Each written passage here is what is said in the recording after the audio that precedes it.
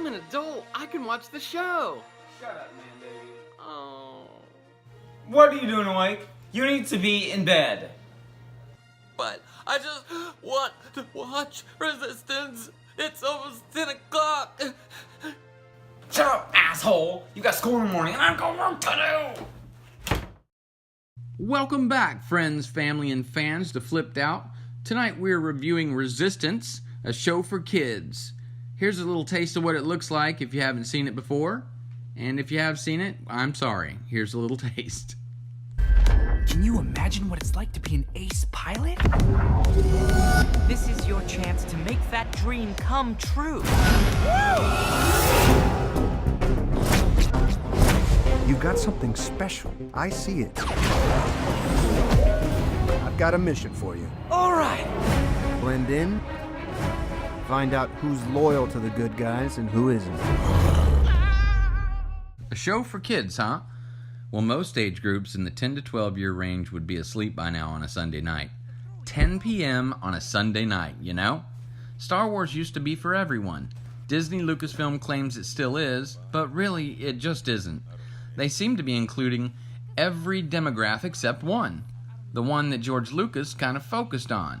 Males of all ages. Though he did say it was for kids, visually it was obviously for males of all ages. Now don't get me wrong. I have daughters, a girlfriend, and a mother, grandmothers. I respect and love them. I love females in general.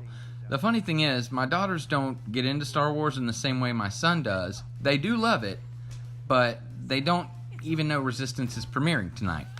My son does. We just watched it. He's 17 though, not 10 years old. He's going to give you his opinion in a moment. But first, I still want to know one thing.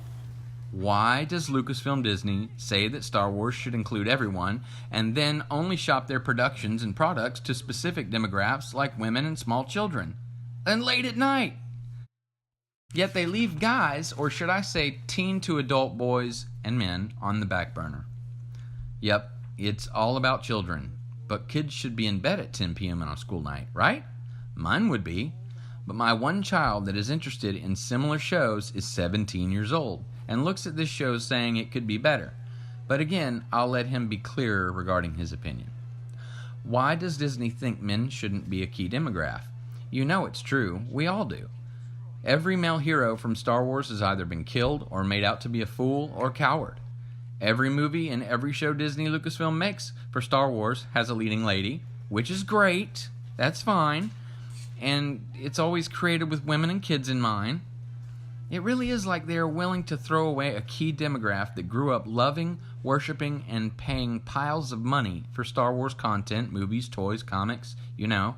And for what?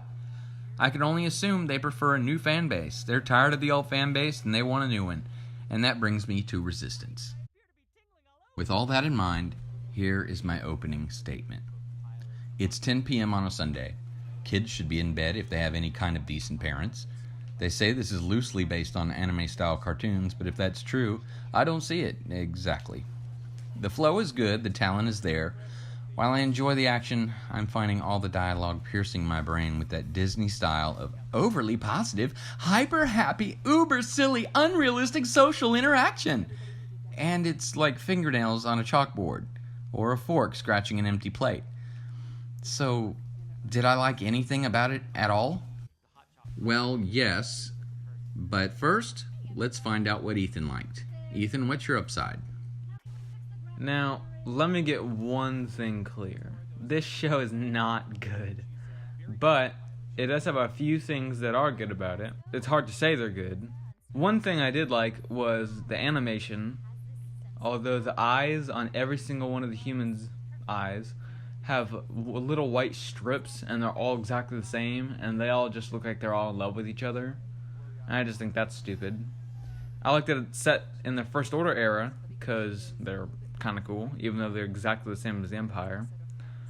And you gotta know there will be good moments in the show. Like maybe we'll see Luke one day. That's definitely not gonna happen. But you can hope. And very rarely, there are some funny moments. And it is very rare. But hey, it might be. So that was my upside, but what's yours, Chris? Okay, well, on the upside, well, it's not anime, but I do like the style just like you do, regardless. It's a pretty cool look, but I agree with that eye thing. They had the silly look and everything. But I got to remember this is the upside, so I'm going to keep going on the positive. There's the second thing I like. There's a variety of characters, and I can't believe there's a male lead character. It seems like it's the first time we're seeing that from Disney, anyway. 3, I'd say they brought the First Order in. I agree with you, Ethan. They brought the First Order into the show, so that links to the movies, which is pretty cool. They didn't do a whole lot of it in this show, but I'm dying to find out who the red character is. I'm guessing the Cardinal. The fourth thing I really liked is that the story is fairly good with direction, angles, and lighting. In other words, the angles they used were very comic book-like, and the lighting was really good. I know it's anime style-ish, but it's still, nonetheless, you want to get the angles right. So that was very epic. But that's my upside. And now I'd like to pass the mic, to Ethan, and it's time for the downside. What's up, Ethan? Now for the fun part. What did I think that was bad? Definitely the entire show, but some of the points that were the worst were the droids in both, or I guess all 3 of the animated Star Wars shows, Clone Wars, Rebels, Resistance. There were always some really annoying droids in every single one of the animated Star Wars TV shows. Chopper for one, the new one, which is Bucket. That is the worst name they could have done. Are they just not innovative with the names anymore? I mean, they were never amazing to begin with, but Bucket. Oh my god. It's just so bad. And the look of Bucket. Are they trying to piss off the adult to teen market? It's just, it hurts. It hurts to see it. It's just so bad. Another one. Right at the beginning, there were X-Wings. One, the colors of those X-Wings and of the pilots' suits in them were just barfingly bad. And another bad part about those X-Wings, they couldn't even have the same rate of fire. When they were shooting, it was a good second and a half before the second one would come out. I would shoot. It was just not the right way, and it just seemed really childish. Another thing was, all of the lines were very, very childish, which shouldn't be very surprising, since this is a children-aimed show, which also kind of doesn't make sense, because, of course, it was at 10 o'clock when all the children are asleep, and it's a school night, too, so they would have been asleep about 8, so, okay. And now, we focus in on the worst part. Niku. The worst part of the entire show. He acts like a child in a alien adult body, if you could even call him an adult. He just seems like a tall child. It's just really annoying. He flails his arms about. And he's just a kid. That's fine, but it's Star Wars, and I would like to see some good sci-fi action. It's in Jedi. There's no Jedi. That's something. Niku is just a character that we seriously do not need in this show. Of all people. The show is childish enough, but he just adds a huge thick layer of sedimentary rock on top of the pile of crap that it is. Now that was my bad side. Now it's time for Mixmaster Chris to piss on this. Yeah, I'm gonna piss on this. Here's my downside. First thing, right out of the gate, BB-8 and AC-4 interacting was not one of my favorite moments. Just felt really kiddie, which flows into the kiddie commercials, and I didn't like that about Rebels either.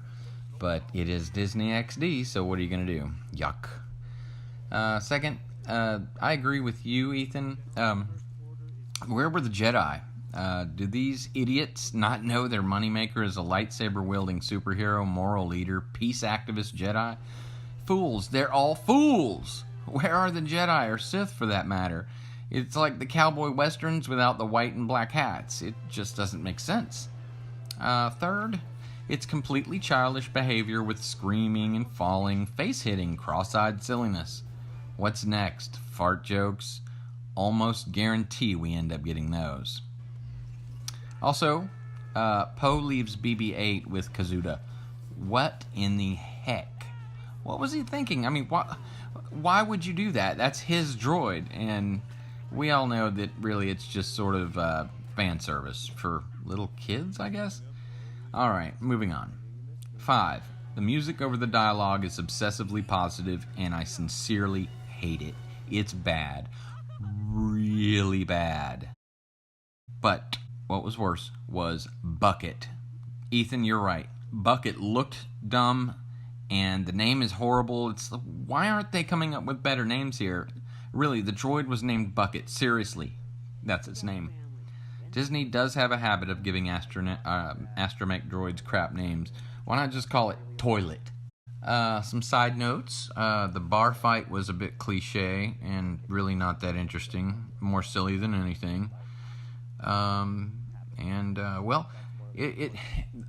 can't wait to see Clone Wars next year. Watching this TV show made me desire Clone Wars. The final season, a war unfinished. You know, this is going to be just great. So, okay. So it's a rough start. I enjoyed the overall story. The sound effects are standard Star Wars effects, so that's to be expected. The beginning is slow, and it finally gets to the plot, and I guess they learned something about character development, those sons of sleebos. Did you catch that white pigeon owl thing? I couldn't stop rolling my eyes at both that and also the plot, but at least it had one. That's as much positive as I can say. Like all Disney Lucasfilm stories, they make the male character into a bumbling buffoon. Every character is overly positive, or there's funny, happy, annoying music playing over their dialogue. Do they do this to make it funny? Because it does not work. I guess I have one more good thing to say about it, though. The inclusion of the First Order is cool, but they need a lot more of that. Still, it really sucks that there's no Jedi or Sith. I'm really hung up on that. I need lightsaber drama, and so that's a problem. Anyway, if you're a kid and you stay up late on a school night because your parents don't give a turd about your education or upbringing, then this show is for you. If you like over-the-top childish comedy and you don't care about an engaging and serious story, well, you're a kid or an idiot. This show isn't for anyone who's hungry for great Star Wars, but if you want a vending machine lunch while sitting at your work desk, or if you're a 10-year-old, I say enjoy, and hope you'll grow into a better appreciation for adequate story plot and taste in cinema, even if it is a cartoon. Remember that anime cartoon called TIE Fighter? That was on YouTube much earlier, I want to say 6 months or so ago. That was a great cartoon. I mean, that was good cartoon cinema.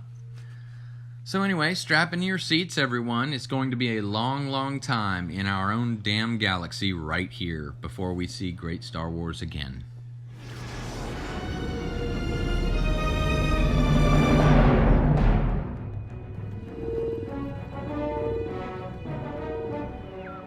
As always, thanks for watching, friends, family, and fans. Please like and subscribe down below. Please comment. Feel free to share the content. Also, if you have any ideas for hilarious skits, we are open to them as always. Also, don't forget, please let us know what you're flipped out about. Now don't let me cut you up again, or next time I'll chop your balls off!